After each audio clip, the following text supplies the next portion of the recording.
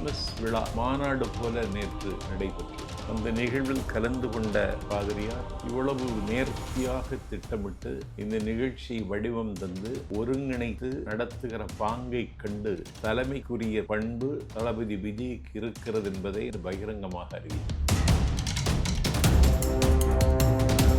திருநெல்வேலியில் தமிழ்நாட்டினுடைய முதலமைச்சர் ஸ்டாலின் கொண்டாடிய அந்த கிறிஸ்துமஸ் விழா ஒப்புக்கு சப்பானி போல அமைந்துவிடும். ஆர்வம் இல்லை, ஆரவாரம் இல்லை, ஒரு மயான அமைதி நிலவியதை தவிர யாருடைய முகத்திலும் மகிழ்ச்சி தென்படவில்லை.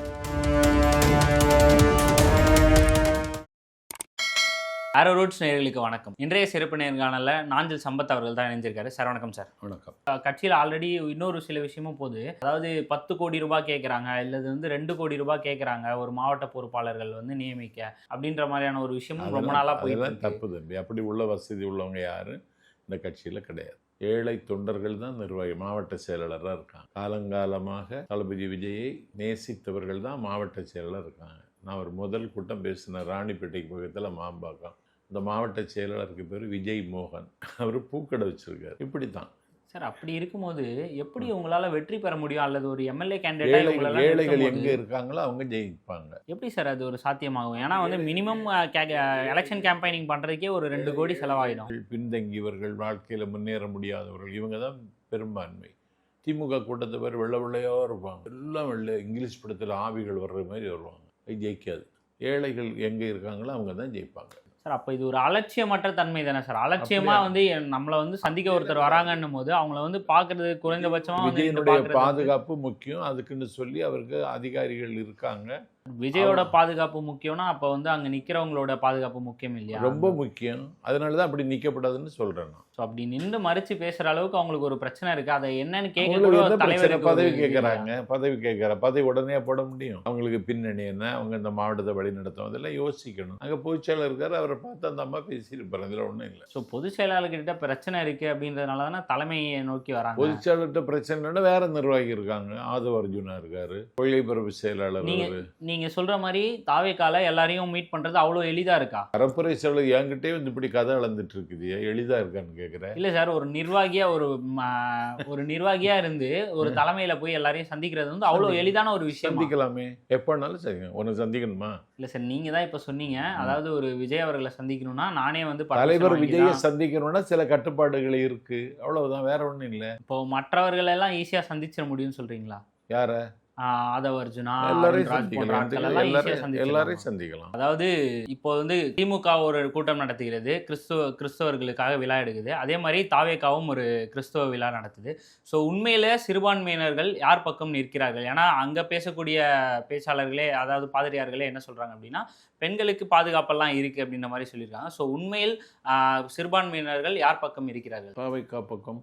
எதன் அடிப்படையில் இதை சொல்றோம் சார்? ஒரு சமத்துவ கிறிஸ்துமஸ் என்று கல்லெல்லாம் சிலை செய்த பல்லவ மன்னன் சாம்ராஜ்யம் மாமல்லபுரத்தில் பூதத்தாழ்வார் பிறந்த இடத்தில் நேற்று எங்கள் தலைவர் சமத்துவ கிறிஸ்துமஸ் கொண்டாடினார். QR கோடு உள்ளவர்கள் மட்டும்தான் அனுமதி என்று கழகத்தின் பொதுச் செயலாளர் திரும்ப திரும்ப அறிவித்ததற்கு பிறகும் நிகழ்ச்சி நடந்த அந்த ஹோட்டலுக்கு வெளியே 1000 பேர் திரண்டிருந்தார்கள். அவர் பனையூரிலிருந்து மாமல்லபுரம் செல்லுகிற வரை சாலையின் இருமருங்கும் விஜயை பார்ப்பதற்கு, தமிழக வெற்றி தலைவரை கொண்டாடுவதற்கு சாலையின் இருமருங்கும் அலையலையாக அணியணியாக மக்கள் காத்திருந்தார்கள்.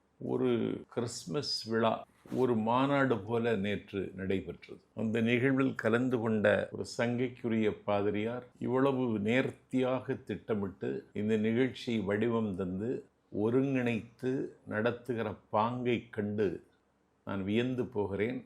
தலைமைக்குரிய பண்பு தளபதி விஜய்க்கு இருக்கிறது என்பதை நான் ஒப்புக்கொள்கிறேன் என்று பகிரங்கமாக அறிவித்தார். அதனால் திமுகவுக்கு போட்டியாக நடத்திய நிகழ்ச்சியாக மக்கள் இதை பார்க்கவில்லை. கிறிஸ்துமஸ் விழா மனப்பூர்வமாக ஒரு சமத்துவ சமூகத்தை நிர்மாணிக்க விரும்புகிற தாவேக்கா அந்த சமத்துவ சமூகத்துக்கு மேலும் வலிமை சேர்க்கிற வகையில் ஒரு விழா எடுக்க வேண்டும் என்ற உயர்ந்த நோக்கத்தோடு கொண்டாடப்பட்ட விழா என்று கருதி மக்கள் அந்த விழாவில் கலந்து கொண்டார்கள். திருநெல்வேலியில் டக்கரம்மாள்புரத்தில் தமிழ்நாட்டினுடைய முதலமைச்சர் மாண்புமிகு அண்ணன் ஸ்டாலின் கொண்டாடிய அந்த கிறிஸ்துமஸ் விழா ஒப்புக்கு சப்பாணி போல அமைந்துவிடும். ஏன் சார், என்ன காரணம்? ஆர்வம் இல்லை, ஆரவாரம் இல்லை, ஒரு மயான அமைதி நிலை. சார், ஆனால் ஸ்டாலின் அவர்கள் குறிப்பிடும்போது கூட சிறுபான்மையினர்களின் பாதுகாவலனாக இருக்கிறார் நம்ம முதலமைச்சர் அப்படின்னு சொல்லியிருக்காரு சார். அதே மாதிரி அவங்களும் வந்து பல நலத்திட்டங்களை செஞ்சுருக்கிறாங்க நம்மளுக்காக அப்படின்ற விஷயத்தெல்லாம் அங்கே எடுத்து வைக்கிறாங்கல்ல. எடுத்து வைக்க தான் செய்யணும். அதான் அந்த நிகழ்ச்சியில் ஆர்வம் இல்லை, ஒரு ஆரவாரம் இல்லை, ஒரு மயான அமைதி நிலவியதை தவிர யாருடைய முகத்திலும் மகிழ்ச்சி தென்படவில்லை. ஆனால் கழகத் தலைவர் விஜய் அவருடைய நிகழ்ச்சியில் மகிழ்ச்சி, ஆரவாரம், புன்னகை, அப்படி களைகட்டி நின்ற விழா எங்கள் விழா. அதனால் சிறுபான்மை மக்கள் பெரும்பான்மையாக இருப்பவர்கள் தாவேக்காவுக்கு வாக்களிக்க வேண்டும் என்று தீர்மானித்து விட்டார்கள். அது எப்படி சார் உறுதியா? வருடந்தோறும் கன்னியாகுமரி மாவட்டம் அருமனையில் ஐக்கிய கிறிஸ்தவ அமைப்பு கிறிஸ்துமஸ் விழா கொண்டாடும். ஒரு வருடத்தில் முன்னாள் முதல்வர் ஜெயலலிதா வந்து கலந்து கொண்டார். அடுத்த ஆண்டு நடைபெற்ற தேர்தலில் அவர் முதலமைச்சராக முடிசூட்டப்பட்டார். ஒரு தடவை அண்ணன் ஸ்டாலின் வந்து கலந்து கொண்டார். அடுத்த ஆண்டு நடந்த தேர்தலில் 2021 அவர் முதலமைச்சராக முடிசூட்டப்பட்டார். இன்றைக்கு அந்த கிறிஸ்துமஸ் விழா அருமனையில் நடைபெறுகிறது. அந்த விழாவில் கலந்து கொள்ள தமிழக வெற்றிக் கழகத்தினுடைய நிர்வாகிகள், தேர்தல் பொதுச் செயலாளர் ஆதவ் அர்ஜுனா அவர்களும், கொள்கை பரப்பு செயலாளர் பொது IRS அருண்ராஜ் அவர்களும் இன்று கலந்து கொள்கிறார்கள். குளித்துறை சந்திப்பிலிருந்து அருமனை வரைக்கும் அவர்களை வரவேற்று அழைத்து வர இருக்கிறார்கள். லட்சக்கணக்கான மக்கள் இன்றைக்கு அருமனையில் சங்கமிக்கிறார்கள். அன்று ஜெயலலிதா, நேற்று அண்ணன் ஸ்டாலின், இன்று அந்த விழாவில் தாவேக்கா என்றால் நாளை தாவேக்காவின் ஆட்சி தமிழ்நாட்டில் நடைபெற இருக்கிறது என்பதற்கு இதெல்லாம் சமிக்ஞைகள். சார், அதே மாதிரி ஒரு பாதிரியார் வந்து பேசும்போது சொல்கிறாரு, 41 உயிர்களை கொன்ற ஒருவருக்கு வந்து நம்ம ஆதரவு தெரிவிக்கக்கூடாது, அந்த சினிமா மோகத்தின் மட்டுமே அடிப்படையாக வைத்துக்கொண்டு அவங்களுக்கு வந்து ஆதரவு தெரிவிக்கிறது ரொம்ப தவறான விஷயம் அப்படின்ற மாதிரியான ஒரு பாதிரியாரும் சொல்லியிருக்காரு. ஸோ அப்படி இருக்கும்போது பிளவுபடுதா வாக்குகள்? இல்லை, அந்த பாதிரியாருடைய பேச்சு அத்துமீறல். உண்மையை சரியாக உள்வாங்கிக் கொள்ளாமல் அந்த பாதிரியார் உளறி கொட்டி இருக்கிறார்.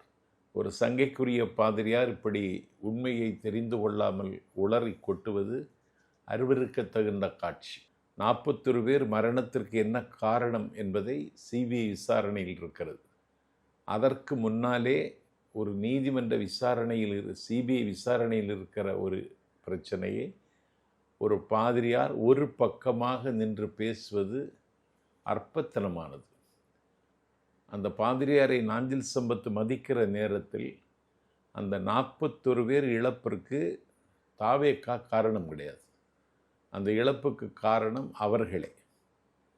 ஒரு மிகப்பெரிய கூட்டம் கூடுகிற பொழுது நிற்பதற்கும் மூச்சு விடுவதற்கும் கூட ஒரு நெருக்கடி இருக்கிற பொழுது அந்த இடத்தை விட்டு புத்திசாலித்தனமாக அகன்று கொள்ள வேண்டும் என்கிற அந்த நிலைமைக்கு கூட அவர்கள் வராதது அவர்களுடைய உயிரை இன்றைக்கு காவு கெடுத்து விட்டது.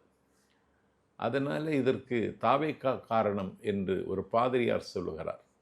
ஒன்றை உங்களுக்கு நினைவூட்டுகிறேன், இந்த நிமிடம் வரையிலும் அதற்கு தாவேக்கா தான் காரணம் என்றால் தாவேக்காவின் தலைவர் மீது அரசு வழக்கு பதிவு செய்திருக்கும். இதுவரைக்கும் தலைவர் விஜயின் மீது வழக்கு பதிவு செய்யவில்லை என்பதை அந்த பாதிரியாருக்கு நான் நினைவுபடுத்துகிறேன். அதே மாதிரி விஜய் அவர்கள் எப்போவுமே வந்து ஒரு ஸ்டோரி சொல்கிறது வழக்கம். ஆடியோ லான்ச்லேயும் சரி, இதுலேயும் சரி. இப்போது வந்து ஒரு ஸ்டோரி சொல்கிறேன்னு சொல்லியிருக்காரு. என்ன சொல்கிறாருன்னா, அதாவது சகோதரர் இருந்தாங்க, ஒருத்தர் வந்து அவங்களுக்கு துரோகம் பண்ணிடுறாரு. துரோகம் பண்ணவர் வந்து மீண்டும் அரசமைக்கிறாரு, அவங்கள வந்து எதிர்த்து இது பண்ணுறாரு அப்படின்ற மாதிரியான ஒரு ஸ்டோரி சொல்லியிருக்காரு. இதோட அர்த்தம் வந்து உங்களுக்கு புரியும் அப்படின்னு சொல்லியிருக்காரு. உண்மையான இதோட அர்த்தம் என்ன சார்? அதாவது அவரை பாழுங்கிணற்றில் தள்ளிவிட்டார்கள். யார் தள்ளிவிட்டார்? அந்த இளைஞனை. அவன் கிணற்றில் விழுந்து விட்டான். கிணற்றில் விழுந்தவன் தத்தி தவழ்ந்து கரையேறி வெளியில் வந்து விட்டான். வெளியில் வந்ததற்கு பிறகு மக்களிடம் செல்கிறான். மக்கள் அவனை அரசனாக முடிசூட்டி மகிழுகிறார்கள். யார் அவர்களை கிணற்றில் தள்ளிவிட்டார்களோ அவர்களையும் அவன் நேசிக்கிறான், ரட்சிக்கிறான், மக்களையும் ரட்சிக்கிறான். ஆகவே இந்த பாதிரியார் மாதிரி தாவேக்காவை கிணற்றில் தள்ளிவிடுவதற்கு பல பேர் முயற்சித்தார்கள். யார் சார்? அதான் கேளுங்க, அதிகாரத்தில் இருக்கிறவர்கள் தான். 82 நிபந்தனைகள் விதித்தார்கள் ஈரோடு விஜயமங்கலம் பொதுக்கூட்டத்திற்கு. எந்த கட்சிக்காவது தமிழ்நாட்டின் வரலாற்றில் ஒரு பொதுக்கூட்டம் நடத்துவதற்கு, ஒரு மக்கள் சந்திப்பு நடத்துவதற்கு 82 நிபந்தனைகள் விதித்திருக்கிறதா? ஆகவே எங்களை பாலம் கிணற்றில் தள்ள பார்க்கிறார்கள். நாங்கள் கரையேறுவோம். அந்த இளைஞன் அன்றைக்கு ஆட்சியை அரசாண்டதைப் போல எங்கள் தலைவரும் அரசாழ்வாருங்கிற நம்பிக்கையோடு அவர் நேற்று பதிவு செய்தார். இது புரிய வேண்டியவர்களுக்கு புரியும். அதான் சார், யார் அந்த புரிய வேண்டியவர்கள், என்ன புரியணும்? எல்லாம் அந்த கிணற்றில் தள்ளிவிட்டவர்கள் தான், 82 நிபந்தனை விதித்தவர்கள் தான். மறைமுகமாக இப்போ திமுகவை சொல்ல வராரா? திமுகவை தான், வேற யாருக்கு இடையூறுல ரசிகர்களை அரசியல் படுத்தணும். அதற்கு என்னை போன்றவர்கள், அண்ணன் செங்கோட்டையனை போன்றவர்கள் பயன்படுவோம். அந்த வேலையை நாங்கள் பார்க்க போகிறோம். இதில் யாருக்கும் இடையூறு கிடையாது. தாவேக்காவில் இணையறதுக்கான எல்லோரும் தாவேக்காவில் இணையணுன்றதுக்கான காரணம் என்னவா இருக்குது சார்? சலித்து போய்விட்டது, மக்களுக்கு அலுத்து விட்டது. திமுக அண்ணா திமுக ஆட்சியை மாறி மாறி பார்த்து அலுத்து போனதுனால ஒரு மாற்றத்திற்கான அரசியல் தேவைப்படுகிறது என்று மக்கள் முடிவெடுத்தார்கள். அந்த முடிவுக்கு முகம் தரதான் அண்ணன் வைகோ மறுமலர்ச்சி திமுகவை தொடங்கினார். அந்த கட்சியை முடிந்து போய்விட்டது. அதற்கு ஒரு மாற்றத்தை எதிர்பார்த்து தான் தமிழ் மாநில காங்கிரஸை கபில்சலம் கருப்பையா மூப்பனார் தொடங்கினார். அந்த கட்சி இன்றைக்கு எங்கே இருக்கிறது என்று தேட வேண்டியது இருக்கிறது. அதற்கு ஒரு முடிவெடுக்கத்தான் தேசிய முற்போக்கு திராவிடர் கழகத்தை கேப்டன் விஜயகாந்த் தொடங்கினார். அந்த கட்சி இன்றைக்கு இயங்க முடியாமல் முடங்கி கிடக்கிறது. அதற்கு முடிவெடுக்கத்தான் பாட்டாளி மக்கள் கட்சியை சமூக நீதி என்கிற கோஷத்தை முன்வைத்து தொடங்கப்பட்டது. தகப்பனும் மகனும் இன்றைக்கு சண்டை போட்டு கொண்டிருக்கிறார்கள். அதற்கு ஒரு முடிவு கட்டத்தான் செந்தமிழன் சீமான் ஒரு கட்சி தொடங்கினார். அந்த கட்சி இன்றைக்கு குட்டிச்சுவராகிவிட்டது. ஆகவே இந்த கடமை யாரும் செய்ய முற்பட்டவர்கள் தோற்று போனார்கள், துறைந்து போனார்கள், மக்களால் நிராகரிக்கப்பட்டார்கள். அந்த மாற்று அரசியலுக்கு வடிவம் தருவதற்கு வந்த காலம் தந்த தலைவர் தளபதி விஜய் அவர்கள் அதை செய்து கொண்டிருக்கிறார். வெற்றி பெறும் என்கிற நம்பிக்கையை நோக்கி விரைந்து பயணித்து கொண்டிருக்கிறார். ஒளி வீசுகிறது. நாங்கள் கரை சேர்ந்து கொண்டிருக்கிறோம். ஆட்சி தாவேகா தமிழ்நாடு. ஆனால் சிறுபான்மையினர்களுக்கு இப்பொழுது என்ன பிரச்சனை இருக்குது? ஏன் தாவேகாக்கு அவங்க மாறுவாங்கன்னு சொல்ல வரீங்க சார்? ஏன்னா இத்தனை ஆண்டு காலமாக சிறுபான்மையினர்னா திமுகலையும் விசிகாலையும் இந்த மாதிரியான கட்சிகளில் தான் இருக்கிறதா வழக்கமாக இருக்குது. ஸோ இப்போ இப்போ அவர்களுக்கு இருக்கக்கூடிய பிரச்சனை என்னவாக இருக்குது? எதனால் தாவேகாக்கு வாக்களிப்பாங்கன்றது வருது சார். எல்லா கட்சியிலையும் அவங்க இருப்பாங்க.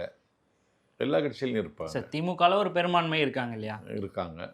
இப்பொழுது தாவேகா தொடங்கினதற்கு பிறகு பொதுமக்கள் அவரை நேசிப்பது போல அவங்களும் நேசிக்கிறாங்க. அவங்களும் பொதுமக்களில் ஒரு அங்கம்தான், அதனால வர்றாங்க. அதே மாதிரி காங்கிரஸோட கூட்டணி பேச்சுவார்த்தை தாவேகா நடத்துது அப்படின்னு சொல்லி ரொம்ப நாளாக ஒரு விஷயம் போயிட்டுருக்கு. இப்போது தேர்தல் கூட்டணி பேச்சுவார்த்தைக்காக ஒரு குழுவும் அமைக்கப்பட்டிருக்கு. ஸோ இந்த குழுவோட நடவடிக்கை என்னவா இருக்கும்? இந்த குழு என்னென்னலாம் பண்ணுற மாதிரி இருக்குது? அந்த குழு கூட்டணிக்கு பேச்சுவார்த்தை நடத்துவாங்க. அதான் சரி. பேசும் பொழுது நிறைய சீட்டு கேட்பாங்க காங்கிரஸ். இப்போ காங்கிரஸோட கூட்டணி பேச்சுவார்த்தை போதா உண்மையாது? அப்படியெல்லாம் பேச்சுவார்த்தை நடத்தலை. நாங்கள் இன்னும் மேல் தான் தலைவர் குழு அமைப்பார். யார் கூட்டணிக்கு வர்றேன்னு சொல்கிறாங்களோ அவங்கள கூட்டணியில் சேர்ப்பதுக்கு பேச்சுவார்த்தை நடத்துவாங்க. காங்கிரஸுக்கு வருவதுக்கு விருப்பம் இருக்குன்னு காங்கிரஸ் கட்சி தலைவருடைய பேச்சிலேருந்து நமக்கு தெரியுது. ஏன்னா காங்கிரஸில் இருக்கிறவங்களே தாவேகா கூட வரணும்னு விரும்புகிறாங்க. என்ன காரணம்னு அவங்கள்ட்ட தான் கேட்கணும். யாருக்கு சார் ஆதாயம்? காங்கிரஸில் ஒரு முக்கியமான ஒரு என்கிட்ட சொன்னார், நாங்கள் தாவேகாவை தான் விரும்புகிறோம், தாவேகாவை தான் எங்களுக்கு பிடிக்குது, நாங்கள் அங்கே வரணும்னு தான் நினைக்கிறோம், என்ன செய்கிறதுக்கு, திமுகவை கல்யாணம் பண்ணிக்கிட்டோம், தாவேகாவை காதலிக்கிறோம், என்ன செய்கிறது அப்படின்னு சொன்னார் சார். இது யாருக்கு ஆதாயமாக இருக்கும் சார்? ஏன்னா காங்கிரஸும் இப்போ ஓட் ஷேர் கம்மியாயிட்டே இருக்குது. ஸோ இந்த நிலைமையில் தாவேகாவுக்கு இது பலமா அல்லது காங்கிரஸ்க்கு இது பலமாக இருக்குமா தாவேகாவோட இணைஞ்சா? ஆமாம், பலமாக இருக்கும். ஏன்னா கேரளாவில் தேர்தல் வருது. தமிழ்நாட்டுக்கு வரும் பொழுது மம்முட்டி மோகன்லாலுக்கு நிகரான செல்வாக்கு கழகத் தலைவர் விஜய்க்கு அங்கே இருக்குது கேரளாவில். அது மாதிரி ஆந்திராவில் இருக்குது, தெலுங்கானாவில் இருக்குது, கர்நாடகத்தில் இருக்குது. கர்நாடகத்தில் இன்னைக்கு காங்கிரஸ் ஆட்சி, தெலுங்கானாவில் காங்கிரஸ் ஆட்சி. நடந்து முடிந்த கேரளா உள்ளாட்சி மன்ற தேர்தலில் எல்லா பெரும்பான்மை இடங்களில் காங்கிரஸ் வெற்றி பெற்றிருக்கிறது. 2026 கேரளாவில் ஆட்சியை பிடிக்கப் போகிறது காங்கிரஸ். அந்த காங்கிரஸ் பலமான வெற்றியை பெறுவதற்கு விஜய் துணை நிற்பார் என்று அவர்கள் நம்புகிறார்கள். திமுகவுக்கு ஒன்றும் கேரளாவில் வாய்ப்பே கிடையாது. அதனால் அரசியல் கணக்கு தானே, அர்த்தமெட்டிக். இவங்களோட கூட சேர்ந்தால் நமக்கு பலம் இருக்கும்னு சொல்லி இப்போ நார்த்து பூரா பிஜேபி கையில் வச்சுருக்கு. நார்த்து பிஜேபி கையில் இருந்தால் சவுத்தாவது நம்ம கையில் இருக்கட்டும்னு முடிவு எடுத்திருக்காங்க. அதனால் தாவேகாவுக்கு காங்கிரஸ் வந்தால் ஆச்சரியப்படுவதற்கு இல்லை.